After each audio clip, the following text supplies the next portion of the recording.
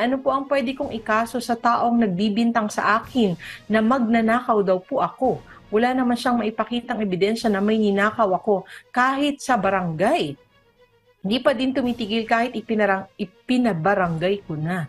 No? So, depende po kay Ma'am Monica saan, paano po ba kayo siniraan? Kayo po ba ay chinichismis sa kapitbahay? Ito po ba ay sinulat, pinost po sa social media? So, depende po. Pero kung either way, no, kung ganun po at talagang pinagbibintangan kayo at talagang sinisiraan kayo, pwede pong kaso yan na cyber libel kung yan po ay pinost. Pero kung yan ay pinublish, pwede naman pong libel, no, or slander o kung kayo ay sinisiraan, no. So depende po kung ano pong medium ang ginamit para kayo po ay pagbintangan, no, at siraan na kayo ay magnanakaw kung hindi naman po. Ngayon kung kayo po ay nanggaling na sa barangay, no, ipinabarangay pero hindi pa rin tumitigil, baka pwede na pong mag-issue ang ating barangay ng tinatawag ng CFA or Certificate to File Action kasi yun po ang patunay ng barangay na nag-try naman kayo na makipag-ayos at despite your efforts, no, ay hindi talaga tumitigil at talagang ginugulo pa rin kayo at sinisiraan kayo,